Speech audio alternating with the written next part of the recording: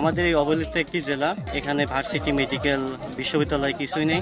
তো আমরা আমাদের নড়াইল জেলার মানুষজন আমরা আশা করছি যেমন একটা সরকার আসুক, আমাদের ভার্সিটি মেডিকেল এগুলো আমাদের করে দিবে। আমি একজন নাগরিক হয়ে আমার স্বাস্থ্যসেবা পাওয়াটা আমার অধিকার। সেক্ষেত্রে আমাদের নড়াইলে সরকারি ব্যবস্থা বাদ দিলাম, প্রাইভেট যে প্রতিষ্ঠানগুলো আছে এইখানে যেও আমাদের অনেক বেহাল দশা, স্বাস্থ্যসেবা পেতে গেলে মানে সহজলভ্য না আমাদের এই বিষয়টা।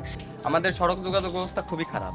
এখানে আমাদের যে মানে সুস্থ সবল মানুষও নিয়ে গেলে অসুস্থ হয়ে পড়বে। সময়ের দাবি হয়ে দাঁড়িয়েছে একটি 6 লেন মহাসড়ক আর কি।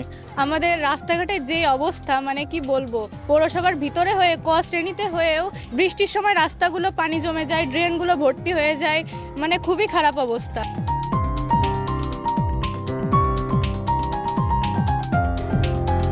আমরা এমন একটা দেশ চাই যেখানে দেশের রাষ্ট্র সরকার আমাদের মৌলিক অধিকারগুলো খাদ্য, বস্ত্র, শিক্ষা, চিকিৎসা, বাসস্থান সঠিকভাবে নিশ্চিত করবে। আমাদের এখানে শিক্ষার হার বেশি থাকা সত্ত্বেও আমাদের জেলাটা অবহেলিত, কারণ এখানে শিল্প কলকারখানার অভাব আছে।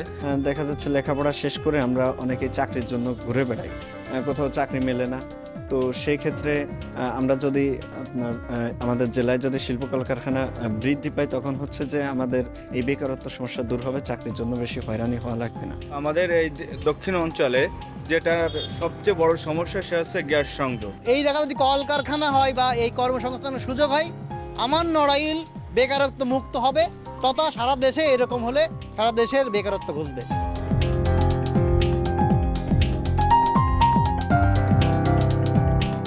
আমাদের কেউ দেখে না, আমাদের কেউ খবর নেয় না।